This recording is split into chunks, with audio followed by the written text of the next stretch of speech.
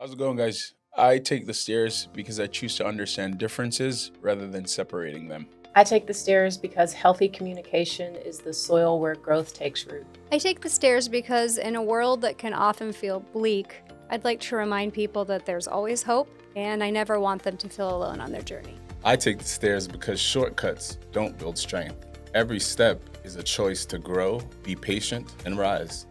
So here we are, October 3rd, episode 4. Welcome And back. the theme is From Fathers to Fools, Men in Media. Media, mostly entertainment media. Okay. Television, movies, advertising, that kind of thing.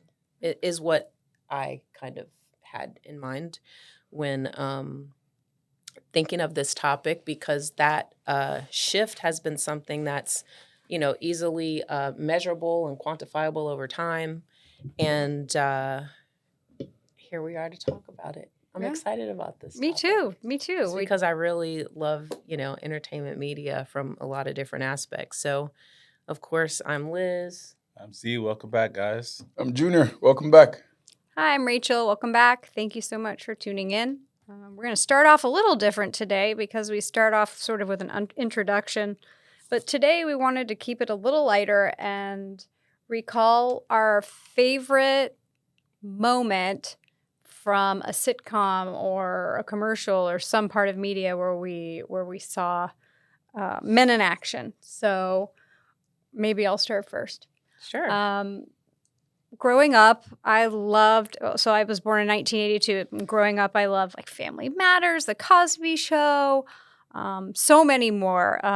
Junior and I were laughing about a couple of the shared shows that we had this morning. And I don't know why The Cosby Show always struck me so deeply. I think it was because I love the dynamic of Dr. Huxtable, who's sort of like this zany yet strong gentleman, and he's a really wonderful father and a really wonderful husband, but he never takes away from his wife's position, and she's an attorney, and they both seem to just sort of balance everything so well, and he always has some sort of funny antic, and his wife just kind of like lovingly smiles, and the kids really, the whole family just resonates so well.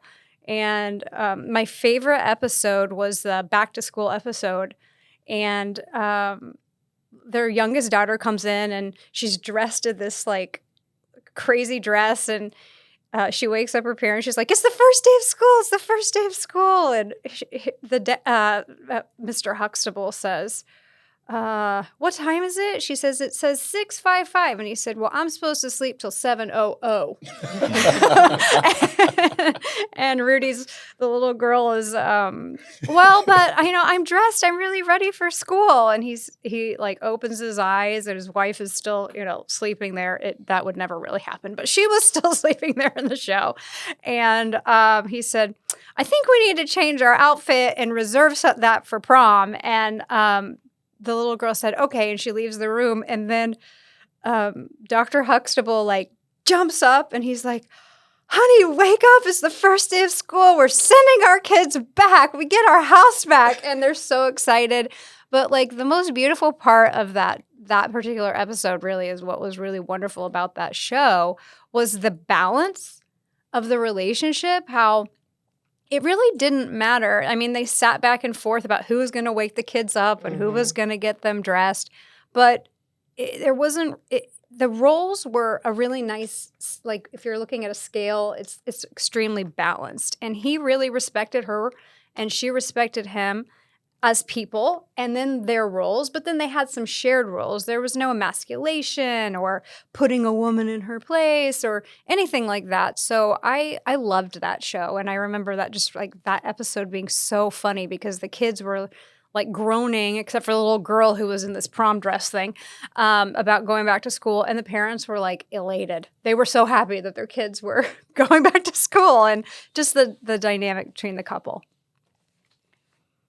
That's a good, I as much as I watched The Cosby Show growing up, because I think it was like a eureka moment in you know, African American culture in the States and everywhere that it was broadcast really is like the portrayal of like a stable nuclear Black family that was successful, that wasn't you know, scrounging for pennies to make ends meet. And even though those things were relatable and relative, but the foundation that came from the depiction of a upper middle class Black family in that light really, you know, it spawned so many other television shows and opportunities for that type of shift in the portrayal of like the Black family on television. Because not to say that it hadn't been done before, because you had like the Jeffersons and you had like you know, the Black families that were portrayed on certain soap operas, and you had little, you know, sparks there. Right. But you also had every other stereotypical, you know, comic relief, struggling, trying to get up out of the ghetto kind of shows that were really the mainstream until Like Sanford and Son. yeah, but that's like one of my favorite shows Me of too. all time. I love that. Sanford and Son? Because it did have so many positive qualities. He was a never business heard owner. of Sanford Really? and Son. Oh man, you gotta Really? check that Never out. heard of the show. What? I've never heard of Sanford. It's a good one. Yeah, I've it's never great. heard of Sanford and He Son. was an independent business owner.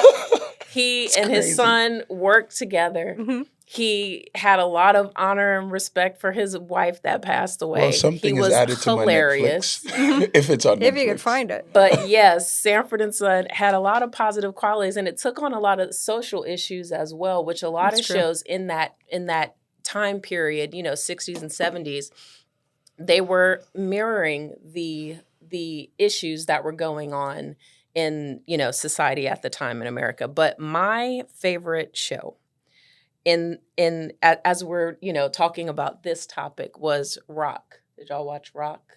Did you know Rock?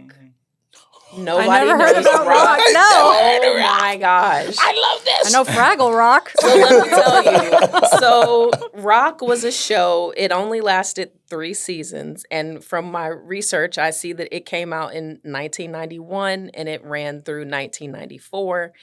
And it was centered on a Black family. The thing about Rock that was so cool to me as a kid was that every episode was filmed in front of a live studio audience, not canned laughter, but live, because all the actors came from a theater background. Nice. So this show had the dad, Rock, who was a garbage man. The mom, Eleanor, was like an overnight nurse. And then his brother lived with them, and his brother was like a musician who was like kind of freeloading off the family, kind of like a ladies' man kind of guy. But he was an artist and he was a musician, and Rock was like letting his brother live there. And then Rock's dad lived there as well. So they had this, you know, middle-class Black family. I think it was set in Baltimore maybe, or something like that. But the loving relationship between Rock and his wife was so it was just beautiful because it was mutually respectful, like you talked about in the Cosby Show. They were like affectionate toward one another. They kind of, you know, dealt with the dynamics of having this mixed family household thing, but they did it in a way where you could tell they were equally yoked in that way. You know, they both had full-time jobs. They both had a weigh in on what went on in the household. And it was just a beautiful dynamic. And not only were they like, you know, working class, like it's different when you have a doctor and a lawyer and you have a garbage man and a nurse. Yeah. You know what I Overnight mean? nurse at that. Exactly. Yeah. So the dynamic in that family mirrored a lot of what I saw in my family when I lived with my grandparents. You know, my cousin lived there with me. One of my uncles lived there with us at the time. You know, my mom was, you know, in college and then back in the house. So we had a mixed kind of dynamic in the household that I spent most of my childhood in as well. And the way that it worked was very similar to how you saw it depicted on this show, Rock. And Rock also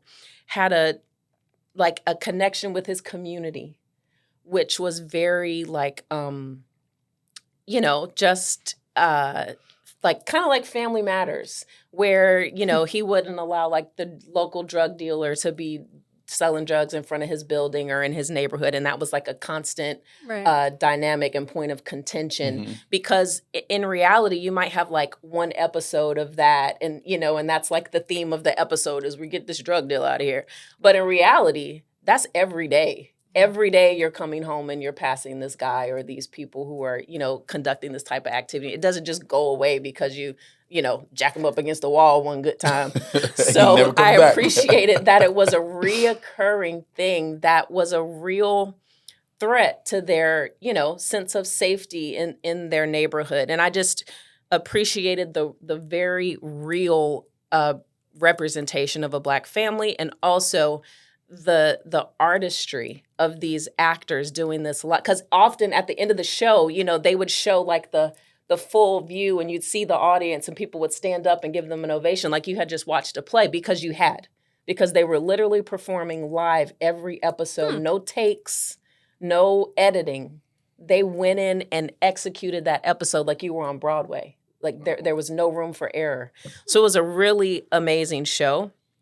I love the dynamic. And the lead actor, Charles S. Dutton, became an actor in prison. He discovered theater and acting while he was in prison. Wow. And when he got out of Interesting. prison, he became a television star, and he still does theater and writes and all of that. But it was just so interesting, that background dynamic. And yeah, so one of the most memorable scenes from that show is when he, you know, confronts the drug dealer. I mean, it's like, and if you research it, which you should, because it's a cool story, how the actor who plays the drug dealer, Clifton Powell, whatever happened between them, like it wasn't in the script. And he talked about how he was literally like afraid, like, okay, it's a TV show, you know. He just felt like the intensity from the main character, Rock, was like so real and so, you know, almost like it just blurred the lines between TV and reality. And Yeah. to hear him talk about that moment, because it was live, you know, something that was unscripted and unplanned, that developed in a way that was so memorable. That's I think my favorite scene from that show. But yeah, it's a great show. So that's my pick, is Rock. And you need to go look up Rock. All yeah, y'all. Yeah. All I right. mean, I have It was a Sanford and great Son. Now I show. got Rock.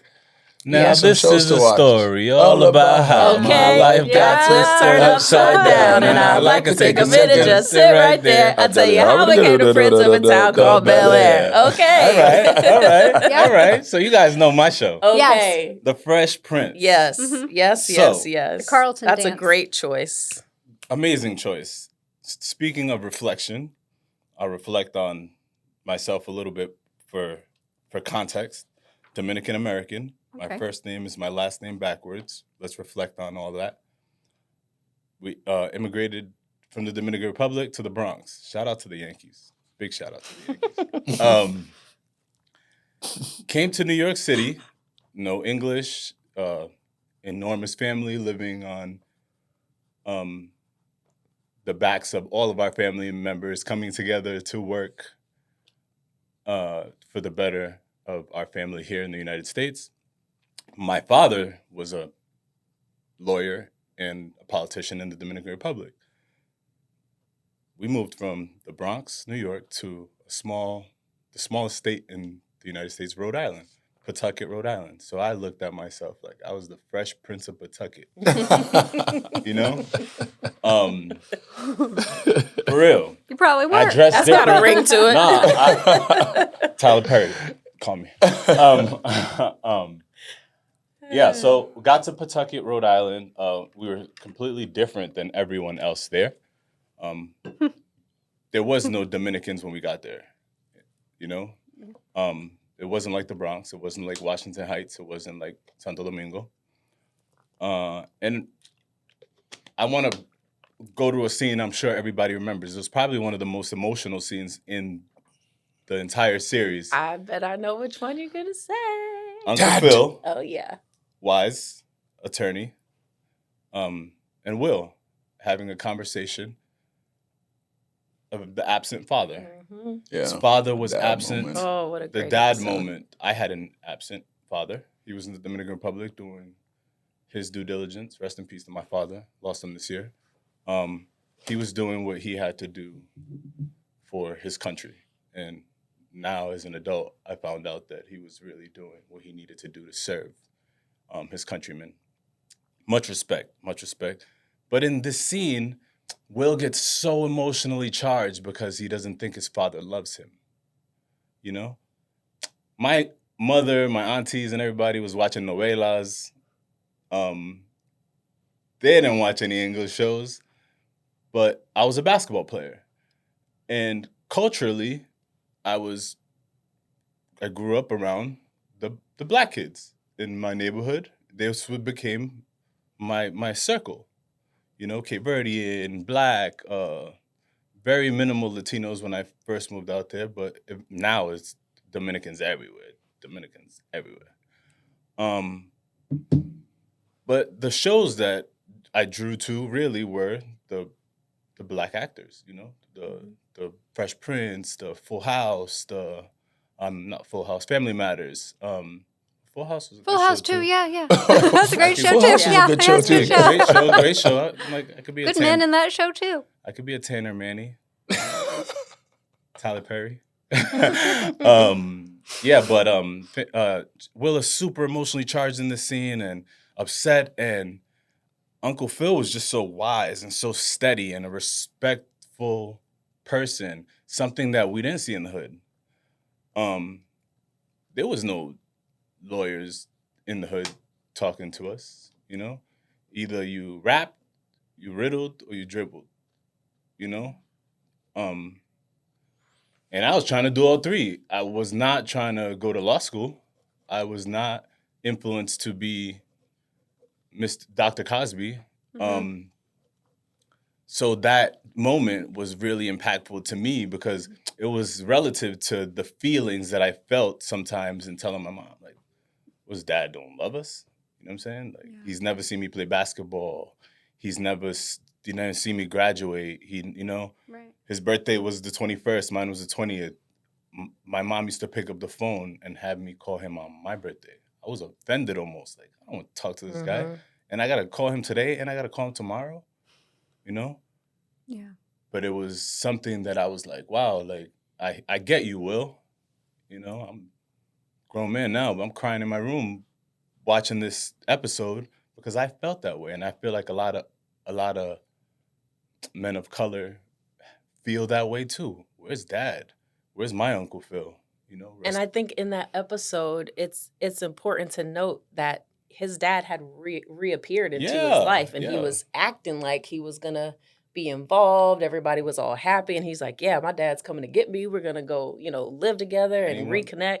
And then when his dad was supposed to show up to pick him up, he never showed up, and Will's there like waiting with his duffel bag, like ready. And then that's when he has the breakdown, with Uncle Phil, like, why doesn't he love me? A super traumatic moment. Yeah, that absolutely. a lot of young men have to suck up and toughen up and go outside and admire what you have outside. I like that you said the real life of it, that it doesn't go away. There's drug dealers on the block every day. Right. You know what I'm saying? And eventually that became admirable. The way the streets are dressing and the things that are around you, you become to acclimate to these environments, to fit in, not for approval, more for Belonging too, but for safety, For safety, almost. absolutely. You know what I'm saying? Absolutely. It's get down or lay Yeah, down. that's the first word that came to mind. You know for what I'm me, is saying? Safety. He got a gun in his bag. I need a gun in my bag. Because if they start shooting in here, I'm not going to hide under the table with the girls. You know what I'm saying? If they're fighting, I got to fight. And even from the perspective of, sticking out like a sore thumb, you immediately need to talk how everyone else is talking, dress how everyone else is dressing, because if there's a reason for you to be singled out and picked on, and if you don't respond appropriately the first time, then every time you're a victim. it is known that you are the victim that can be picked on, that can be bullied, that can be, manipulated into doing anything simply because of the fear that you let show the first time. Absolutely. Wow. And it got real for me when, after my freshman year in high school, I was blessed enough to get a scholarship and an opportunity to go to the prep school in Rhode Island. Yeah. So it was like I was really the Fresh Prince of Pawtucket. Now I went from a school that had 40 kids in a class to one teacher to this individual attention of an amazing elite prep school that the only kids of color were the basketball players. And that's You just know? like Fresh Prince. Yeah, It was that's just like very Fresh Prince. common to It that's was, comparable rather. top Mhm. 25 in the country. You wore polos and khakis to school. You got to learn to actually read. You had weight training, and you had discipline, and you had structure, and you had individual attention, and you had male role models in your surroundings to tell you what's right or wrong. Right. Pull up your pants, or we don't talk like that, we don't speak like that. You don't get away with the stuff that you get away with out there. So it gave me a chance to really separate myself from the jungle, really. That's interesting. It was, but again, and that's what molded me to be who I am today. Okay. Eh, So the the Uncle Fresh Phil. Prince, for sure. Yeah. Uncle Phil. Uncle Phil. Yep. Uncle Phil. I do want to circle back on your favorite moment because it was my favorite moment. But just to cast a wider net, to bring it to a lighter note, then back to a serious note. To be honest, I was born and raised in Kingston, Jamaica, so my experience is much different. A lot of the shows weren't necessarily aired on TV in Jamaica. We did see a little bit of the Jeffersons, but we didn't get a whole season. Especially in my household, yes, we had cable, but as a young child, my cable experience was Disney Channel. So I wasn't really tuned into much of the Jeffersons or that, or even the Cosby Show. Like I was telling Rachel, like for me, the Cosby Show was like, I've seen episodes, but it didn't catch my attention in a way that the American community would have caught the attention of the Cosby Show. Because, as a young guy, I was also telling Rachel that say what you can about the Jamaican culture and the Jamaican men, but most of us grew up in a nuclear family, right? There are many arguments. Mhm. There are many situations where the father cheats on the woman, but for whatever reason, most of us grew up in a nuclear family. There's always a father and there's always a mother. Arguments, yes. Disagreements, absolutely. But for most of your life, you'll see that dynamic. So it wasn't something that most of us crave. If not, even if there's no father figure in your household, the community is a part of your growth in our culture. Like you walk outside, you're going to be scolded by someone if you do something wrong. Super important. Someone is going to pull you up and you'll get your ass whooped outside and you're going to get your ass whooped at home as well. So for me, I never craved the idea of a nuclear reality, but I did crave having a father, which is why that would have stood out for me. So on a lighter note, for me, some of my favorite shows were Boy Meets World. I loved Family Matter, of course, because it was a comedic way of watching shows. Proud Family was also a good show that I used to love watching.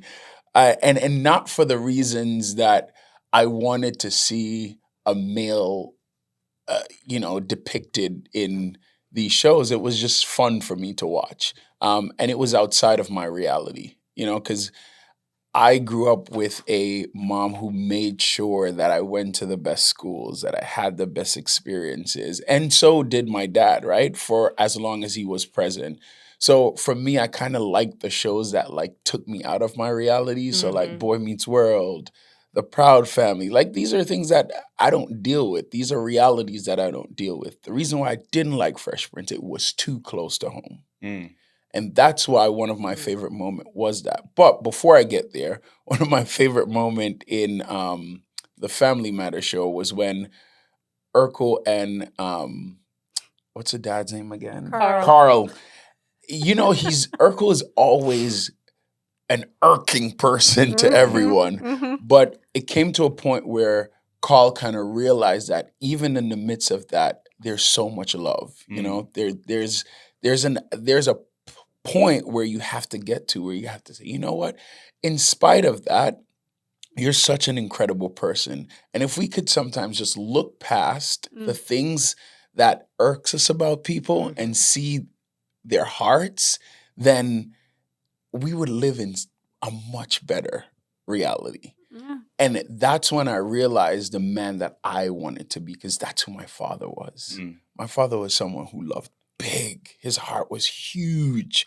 And I always had that, but I was always scared to do it because I lived in a house with a lot of women and I can't be the soft one. If I love too hard, I'm going to be the soft one. So it was one of those things where when I saw that, I was like, oh, so you could still be It's okay. a strong man and look beyond the things that annoys you about people and still love them and still give them a hug and still pat them on the shoulder and still have a great conversation with them. So that was a turning point for me. Is like, wow, there is softness in masculinity. We could live in that reality for a long time. And I think this will usher us into the bigger conversation, to the point that you made with I'm losing my train of thought. To Uncle Phil. And I don't want to get emotional about this, but you know, this is a reality for a lot of men. Yeah. And though all my life up to the 5th grade, I grew up in a nuclear family, my dad was the most loving person in my household. My mom was a tough love. You know what I mean? And she had to be, because she probably saw the reality of him probably leaving at some point before anyone else did. So she almost kind of positioned herself to be this tough person so that when that point comes, she doesn't have to make a quick shift. And I understood now as a grown adult, but because my dad was so loving, because when my mom was tough on me, my dad is who I run to. Because I used to hear, when he left, I used to hear on the phone, like, I'm coming back. I'll see you. Great talk, sweet talk, da-da-da-da. I'll do everything. And I used to hold on to that so much. And then one day I was like, it's to the point where my mom brought me to a psychologist to figure out if something was wrong with me. Because it was at that point where I'm like, he's never coming back. And when I saw that moment on TV, I was like, I'm living this every single day. But also you see it in Will Smith every single day in that entire series. You see why he behaved the way he behaved. You see why he lashed out the way he lashed out. And he's so attention-seeking as a You character. see it. He's always performing. So that moment made like, so much sense. And it made sense for me that he had no other choice but to let the media train him on who to be a man. He had no other choice but to let the world kind of, yes, he saw Uncle Phil, but he couldn't relate to that man. Right. He's like, you're a lawyer, you're a politician. How could you ever understand my reality? Yeah. I'm not even related to you. I'm related to your wife. Right. So you don't understand the pain that I go through. You don't know it. I know you're trying and I get it, but I'm going to have to let someone else. And then he's getting all this attention at school. His training to be a man was the media. Yeah. His training to be a man was the people around him, who he probably, 1, can control, or 2, can relate to. And relatability was the last thing on his mind because he's in a position where no one can relate to him. And it was the same for me. I went to a prep school. Right? Because my mom wanted me to go to a different environment. Yeah. So I used to manipulate all of them. I was the guy who used to tell them what to do. So relatability wasn't my thing. I was like, I'm only going to care for the people who I can control. Yeah.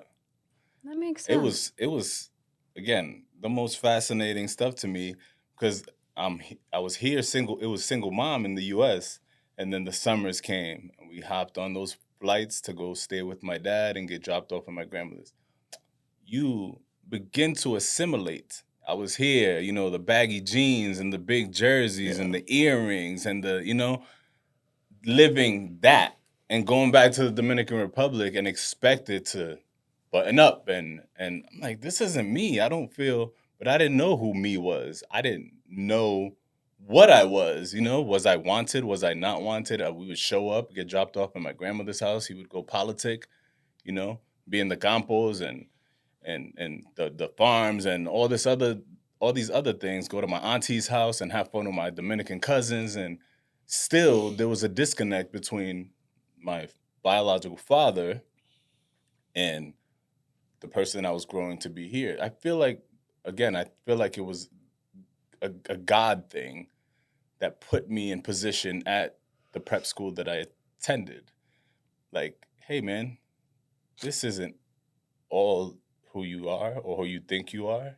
So look, in you just saying that, can you guys think of a time where you saw a male figure depicted in a major, outlet for media, like entertainment media, where it like pissed you off because of the depiction in the portrayal? And I say that because when I think about roles that, rubbed me the wrong way and that I saw as just absolutely irritating, but it's like a train wreck, you can't look away. The first thing I think of is Homer Simpson. Because the popularity of Fresh Prince, the popularity of Family Matters with Steve Urkel, it was their goofiness that catapulted that show. Same thing like on Good Times, like the character JJ on Good Times. Yeah. He was made the star of the show because of how goofy and, he was like this character, like this Fall Guy character that he was, a mess up. Everything he did, he would screw it up. He was very like, showboaty, and everything was just goofy and over the top with him. The same thing with Will Smith on The Fresh Prince, and the same thing with Steve Urkel. Urkel became the star of that show, and that's all that people associated with. Just like you said, what's the dad's name? But Steve Urkel. They wouldn't even say, I'm watching Family Matters. I'm watching Urkel. I'm watching Urkel. Yes. Watching Urkel. So like when I think of Homer Simpson, I think of like this character, and I watched The Simpsons growing up, but I always found myself so aggravated with just how inept and dumb the character was. And I know that it was obviously written as, satirical humor. But those exactly, right? But those kind of characters, like, he's lazy, he's gluttonous, he doesn't really, have any common sense or foresight to understand what's even going on under his own roof with his wife and his kids, So things like that always stand out to me as like, why is this funny? Like, why is this, something that people are drawn to? And a show that I never watched, but I'm very familiar with, Friends. Like Joey on Friends, Gosh. And characters like that. Yeah, for me, it was Everybody Loves Raymond. Both of the brothers in there. Really? Oh, my. They were so inept. The one guy was constantly around an emasculating mother who favored another guy, but he stuck around. No guy is really going to do that. He's going to be like, see ya. He did some weird eating thing. I mean, it was just like which one, the brother or the Raymond? Brother. And then Raymond and his wife, I mean, she always made him look stupid. He was a disengaged father. Yeah, that's true. She made him look like an idiot, and he acted that way. And then he was such a pansy. He was I don't mind mama's boys. I think men need to have good relationships with their mothers. But that was important. His parents lived right in the house next door. I know. Right? It was just neither of them were capable. And they would come over whenever they wanted, and she just no boundaries. It, and Zero no boundaries. I don't think we think of any bad moments or moments that really piss us off as men that male are depicted. I certainly as silly as I think can't think of one. I think the things that piss me off really is the men being depicted as, again, in a dress, or men being depicted as all men that look like me are a slave or with a dress on, and that's the only way they get. That's why I respect Denzel so much. So any over the top stereotypical. I don't know. For me, it's just always perceived as comedy. So I've never seen it as reality. Right. And maybe that's just a male brain, but it's never something that I get up and go, I'm so upset that they made men look Yeah, that you're right. way. Could it be that It's you? just one of those things where you're like, yo, it's comedy. And though sometimes we know people live those reality, Right.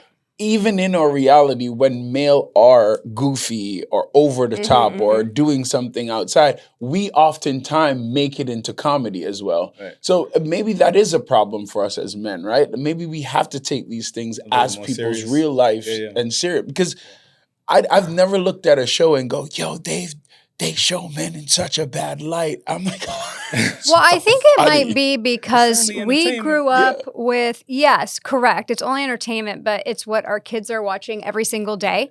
And so we grew up in a time, I grew up in a time, but we all grew up in the same time, where I understood what a nuclear family was. And I understood what a man having a protective role and a woman having I'm going to say in general, a softer role, a maternal role. And now watching my sons watch TV or see something like a clip or whatever comes up on social media and the guy is just a bumbling idiot, I'm watching my children process that.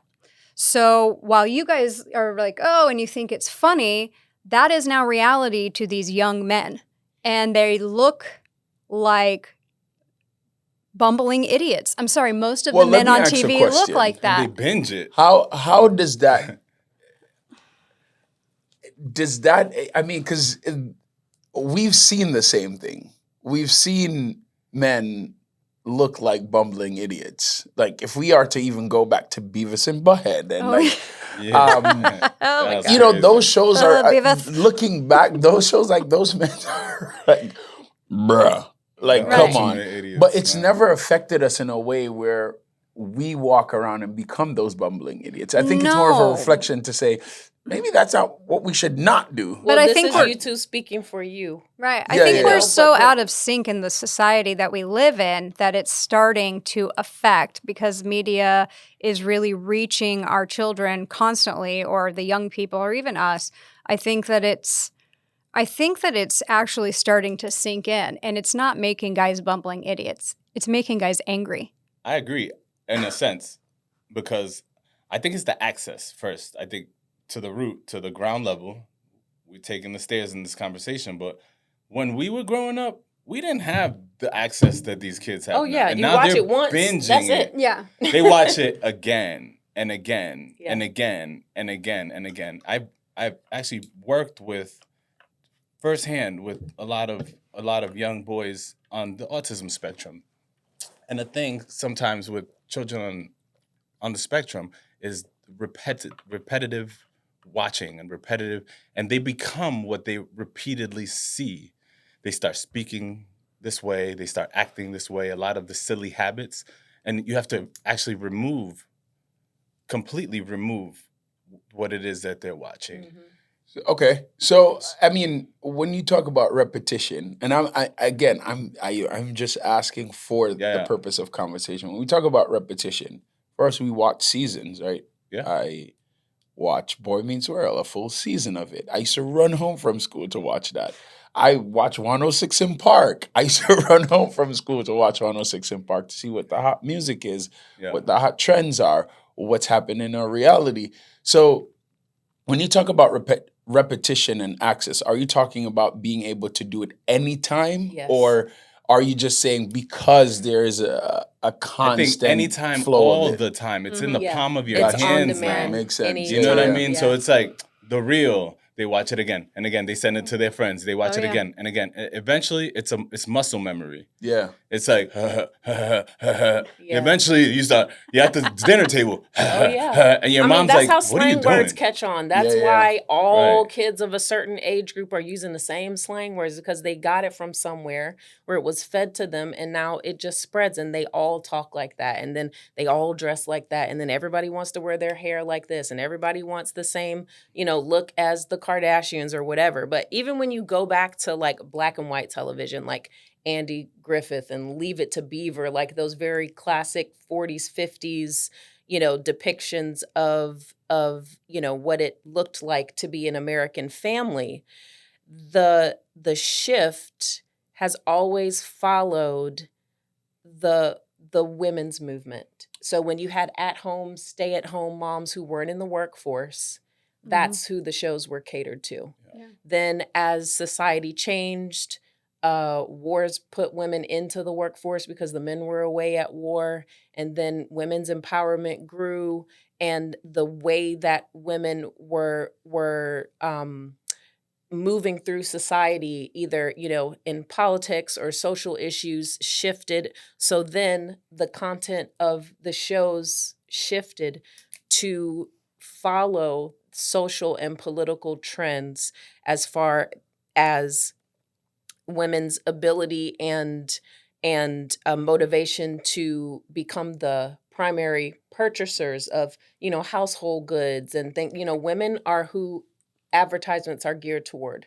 9 times out of 10, the commercials that we engage with are marketed to, I'm talking about generally speaking, to the person who's making the purchases in the house, the person who's going to the grocery store, the person who's buying the things that the children in the household need. So these shifts can kind of be tracked to follow the women's movement, within the demographic that they're being No, that's an marketed interesting to. point. Why do you think then that women are so? Why do you think that then belittling a man or emasculating a man is what women need to see? It's a false sense of empowerment. Absolutely. It's a false sense of this is how you take back control if you feel or if you're living a life that, demeans you, or where you feel like you're below or you're not being treated in the way that you think that you should be, then it gives a false sense of it's living vicariously through what they see. So Agreed. it's like, So I it's- wish I could be this way in my own house, or I wish I had this much, ability to speak my mind. So it's in that my scale, own- like the Junior- Huxtable family. Junior- There's no real scale of balance. There's an imbalance in our homes in general, and so therefore, perhaps it's just easier to live vicariously through the media that we see. Huge imbalance. And Junior, you're in fitness too. So Liz said feed. The imbalance is in the imbalance in the diet of what we're feeding on. My pastor the other day used a great analogy for what we're feeding on. What we're feeding on these social streams. You are what you eat. Our youth are feeding on these social streams. They're feeding on this chaos. They're feeding on these fools, these bumbling fools, and they become what they are consuming, Yes, I Back know. to the point, Yeah. Liz, and Rachel, I think you brought up a great point, which is my question that I was going to ask regarding media following, or rather catering to the women's movement. And then the question that Rachel poses is like, why do we think that women want to see a male in such scenario? And I want to even further that question, because if that is the case, and I do see that being a reality, because again, when you talk about the reality of women in society, though this season is male surrounding, but Yeah. it has to intertwine, right? Mhm. Yeah, Correct. You absolutely. talk about woman being a stay-at-home, and then there's a transition to her being in the workforce, but still having to come home to cater to the kids and cook and all that stuff. So entertainment is a big thing for a woman. So that makes total sense. But my bigger question is, how is it that seeing a male in a goofy state going to make a woman feel more superior? Because it not an expert obviously, but when someone consuming a form of entertainment media can even see a smidge of themselves or their own life in it, then they can say, oh, look at that guy who did that dumb thing, my husband did the same thing the other day, or and look how the wife makes him look stupid, or look how the wife turns it and makes everyone laugh at him, or anything that is parallel to their own life, however small it may be. But then it's what comes after. It's the ability to respond in a way that is empowering, that I think when it's seen on TV, it's almost like you're still getting like that feeling like as if you've done it yourself. It's like, look, somebody gets it. Somebody understands. Somebody is, understands that that's how I wish I could react.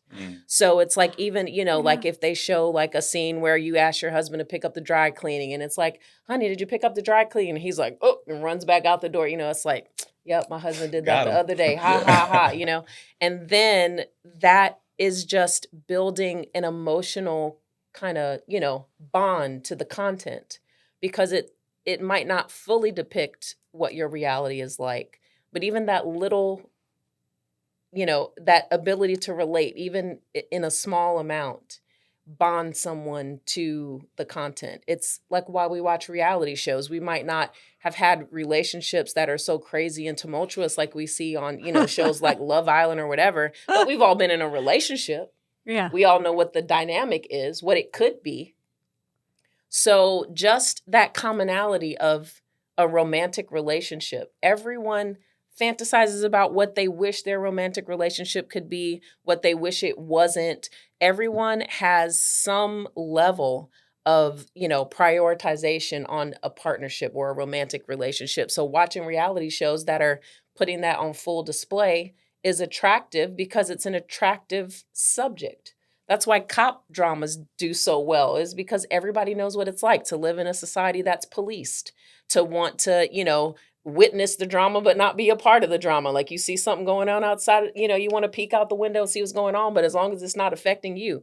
It's that, that removal, that degree of removal, that it's a form of entertainment that's not actually your real life, but you can still relate to it. So that feeling of superiority is kind of like, look, someone gets it, because this is pretty similar to my life. And this is pretty similar to what I'm going through.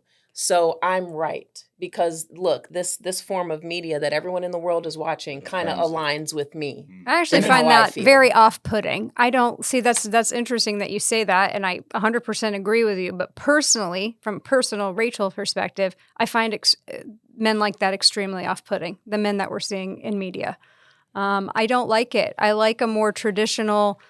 The man is able to also function apart from the woman telling him what to do, and the woman is able to let her guard down as opposed to constantly being annoyed or constantly having to tell a man what to do or constantly saving the day. Yeah, everybody wants a balance. Everybody wants a balanced one. Equally I think respectful Absolutely.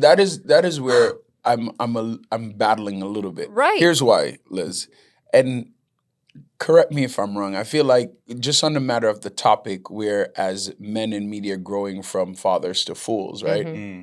And you correlate that to media following the trend of woman movement. I feel like based on the explanation, obviously I want you to correct me, it almost seems as if we're attributing what male looks like in today's world is closely related to what a woman wants a male to look like based on like desires and just exactly what you explained. So now we live in a reality where the truth is males are way more emasculated. Males are almost close to kin to a female energy. Correct. Are you saying that that is the fault of the desire of a woman? And are we to say, hey, hands up, this is what a woman wants? Because ultimately, as men, that's kind of where our heart lies. We want to see a woman happy, though we make so much mistakes and we do so much things to make a woman not happy from our own personal feelings. But I feel like a lot of men wants to see this beautiful, balanced world. A lot to fight, but are you saying that a lot of who we are as men today, especially in media from fathers to fool, is attributed to what a woman desire is of a man? No, I think it's more of what the machine of capitalism is telling women they should want.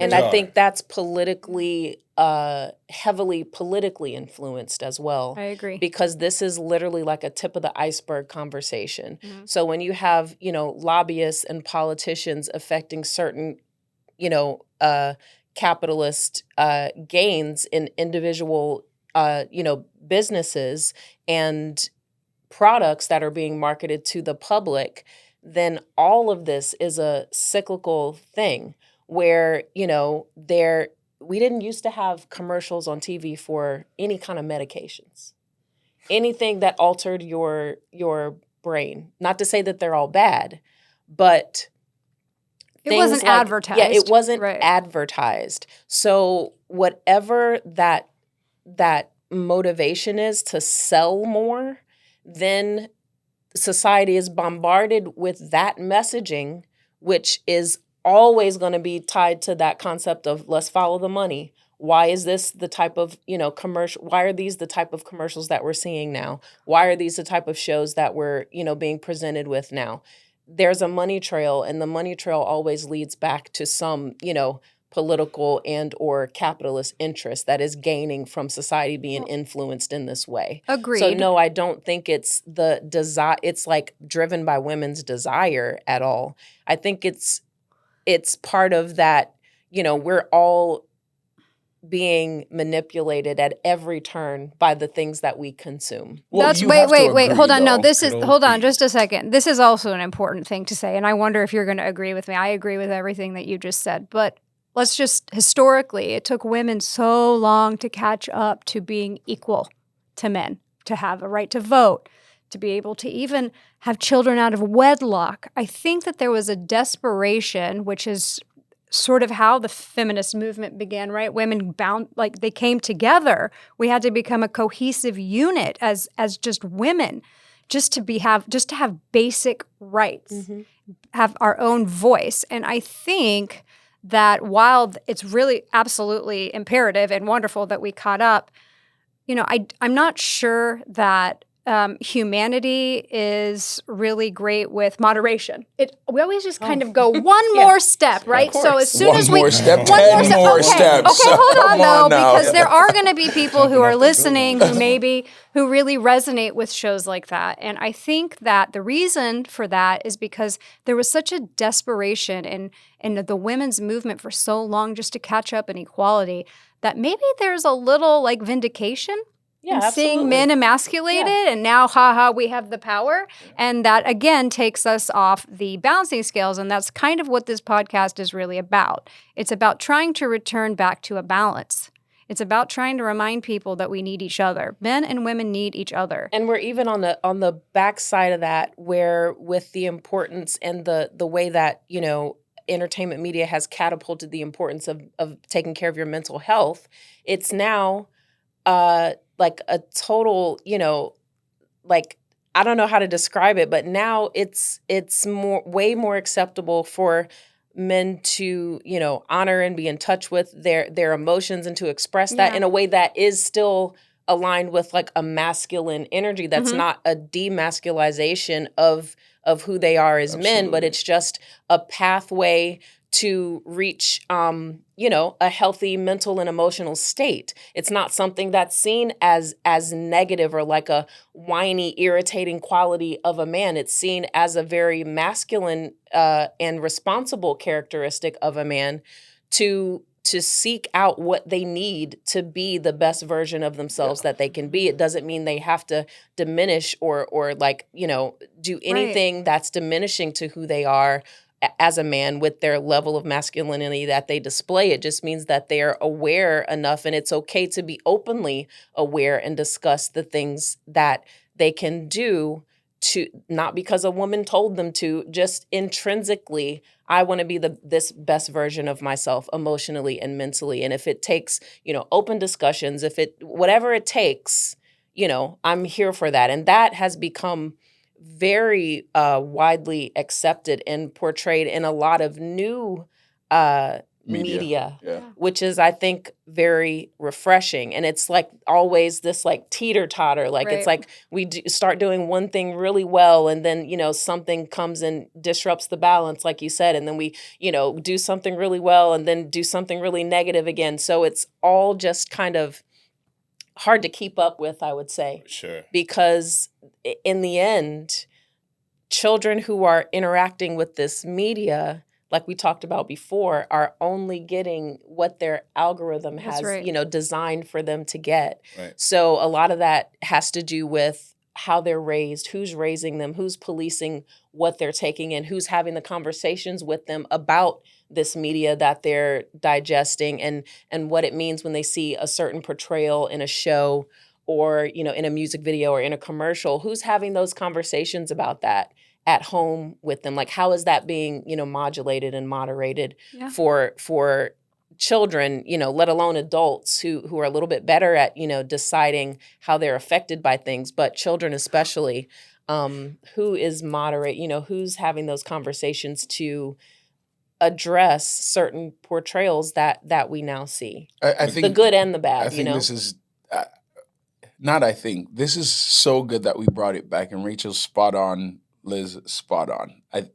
Majority of what we're all saying is that we have to take some responsibility in agreeing with you that a woman's desire is kind of what trains media.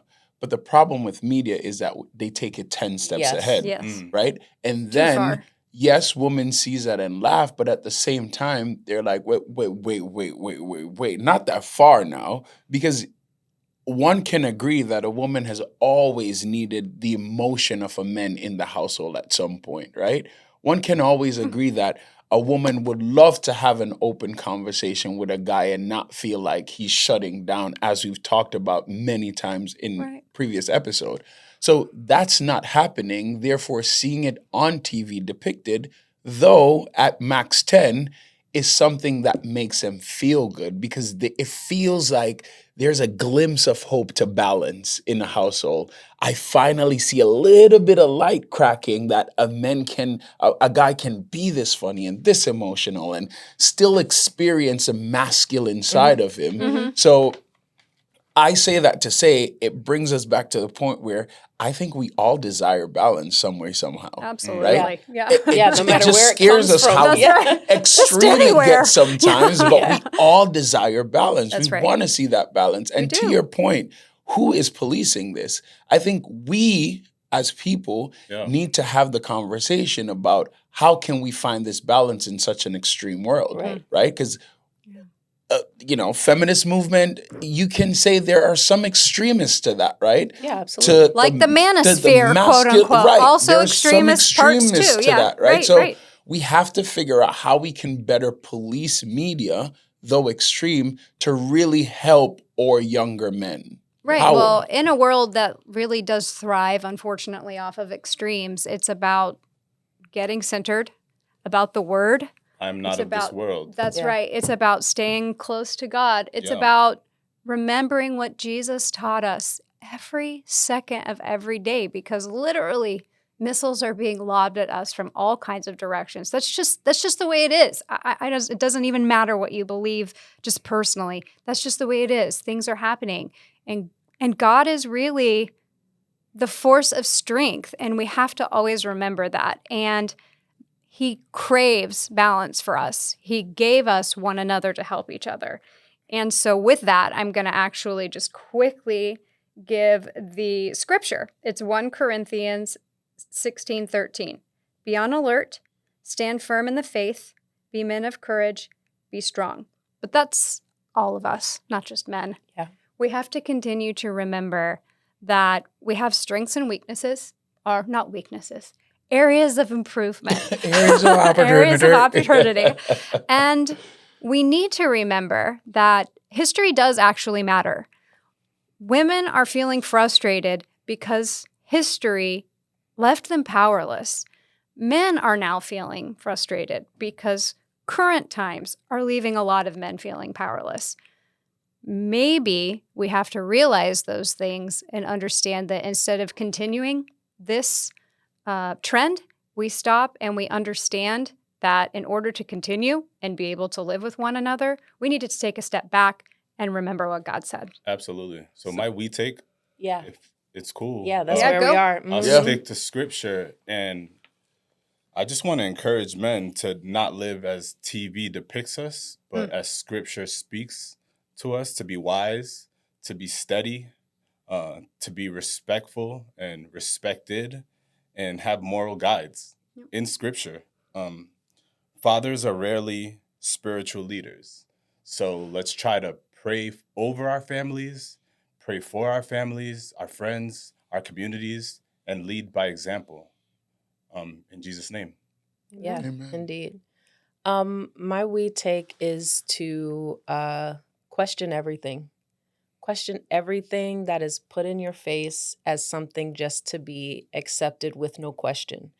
Anything that's presented as the norm or what's socially accepted, you have to question the why, how it came to you, and why it is that you're engaging with that then in that moment. Because there's always a reason, there's always something that brings it to you. So if you have your foundation in faith, if you know that the word of Christ is our guide for life and it's complete and it addresses every single thing, every single obstacle that we come up against, there's something to refer to in the Bible that can help guide you in the navigation of, encountering that content. So always don't take anything at face value when it's of the world, because it's Great. someone else imposing their influence onto you. You can always track it back to that. So always ask questions and ask, the why. Why is this what's being presented to me on my phone in this show that I'm watching? Why is that? And if you ask yourself why, you can always come to a place of where you can remove yourself, because there's always a why. It's not just by chance. No. And that gives you the opportunity to remove yourself and come back to your own principles and what you believe in, and to minimize the opportunity to be influenced in that way. That's a good point. So good. You want me to go next? Okay.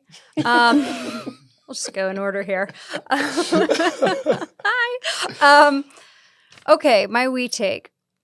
My we take this week is, I don't know, it just always kind of comes back to the same thing. I have two sons, Daniel and David, 16 and 14, and they challenge me every day to be the very best version of myself.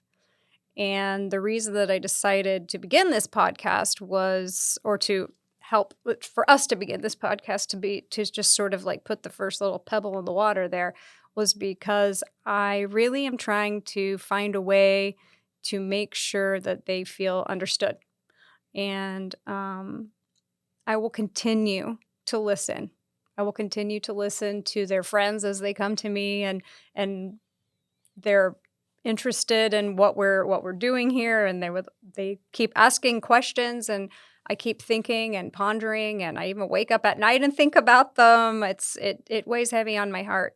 I want to make sure that we all are functioning well as best as we can, and I just want to make sure that I'll always take with me the lessons that my kids teach me and try to learn the very best that I can to be the best version of myself and bring it here every time that I can. My we take is have a conversation.